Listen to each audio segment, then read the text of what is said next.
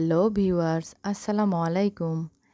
একঘেয়ে নুডলস রান্না না খেয়ে আমি মাঝে মাঝে নুডলসটাকে এইভাবে বানিয়ে নিই। আর এটা খেতেও কিন্তু দারুণ মজা হয়, যেটা চাইলে আপনারা অতিথি আপ্যায়ন, বাচ্চার স্কুলের টিফিনে অথবা বিকেলের নাস্তায় ঝটপট বানিয়ে ফেলতে পারেন। তো চলুন আমি নুডলসের রেসিপিটি শুরু করে দেই।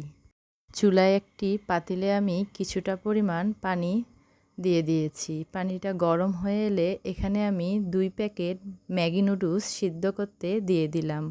আপনারা চাইলে যে কোনো ব্র্যান্ডের নুডলস দিয়েই এটা করতে পারেন। এবারে নুডলসটা সিদ্ধ হয়ে এলে এটা আমি একটি ছাঁকনিতে নিয়ে নিলাম এবং সাইড করে রেখে দিব ঠান্ডা হওয়ার জন্য। এখানে আমি 2টি সিদ্ধ ডিম নিয়ে নিয়েছি। এবার একটি চাকুর সাহায্যে ডিমগুলোকে আমি 4 পিস করে কেটে নিচ্ছি।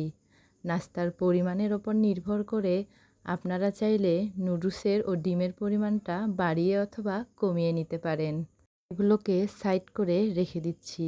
এবার একটি বাটিতে সিদ্ধ করে নুডলসটা নিয়ে নিয়েছি। দিয়ে দিলাম 2টি পেঁয়াজ কুচি, কিছু কাঁচামরিচ কুচি, দিয়ে দিলাম গোলমরিচ গুঁড়ো ও হাফ চা চামচ জিরে গুঁড়ো, স্বাদ মতো লবণ, আদা রসুন বাটা হাফ চা চামচ। এবারে এখানে নুডলসের মশলাটা আমি দিয়ে দিলাম। এবারে 2 চা চামচ বেসন অ্যাড করে দিলাম। আপনারা চাইলে এখানে চালের গুঁড়ো বা ময়দা ব্যবহার করতে পারেন। এবারে সবগুলো উপকরণকে ভালো করে মেখে নিলাম। এখান থেকে আমি কিছুটা নুডলসের মিশ্রণ হাতে নিয়ে নিলাম আর এটাকে চ্যাপ্টা শেপের মতো বানিয়ে তার মাঝখানে ডিমের একটি টুকরো দিয়ে দিলাম।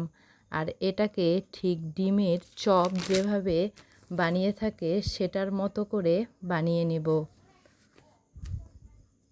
ডিম আলুর চপ তো অনেক খেয়েছেন, একবার এভাবে ডিম নুডলসের চপ বাড়িতে বানিয়ে খেয়ে দেখবেন, এটা খেতেও কিন্তু ভীষণ টেস্টি হয়।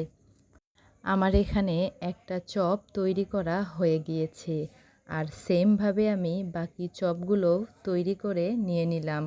এবারে এগুলোকে ভেজে নিব। আমি কড়াইতে পরিমাণ মতো তেল দিয়ে দিয়েছি।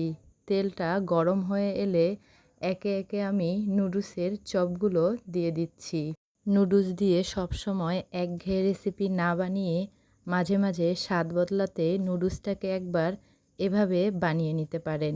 সবাই কিন্তু ভীষণ পছন্দ করে খাবে। আর আপনি যাকে একবার এই রেসিপিটি বানিয়ে খাওয়াবেন সে কিন্তু আপনার কাছে রেসিপিটি জানতে চাইবে। চুলার ফ্লেমটা মিডিয়াম লোতে রেখে আমি উল্টিয়ে পাল্টিয়ে নুডলসের চপগুলোকে ব্রাউন করে ভেজে নিচ্ছি।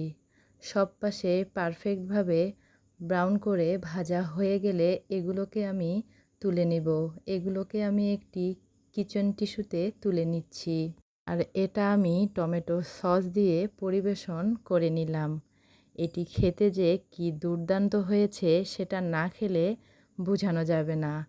আজকের আমার রেসিপিটি যদি আপনাদের ভালো লাগে থাকে অবশ্যই আমাকে লাইক, কমেন্ট, শেয়ার করে আমার পাশেই থাকবেন। তো আজকের মতো আল্লাহ হাফেজ।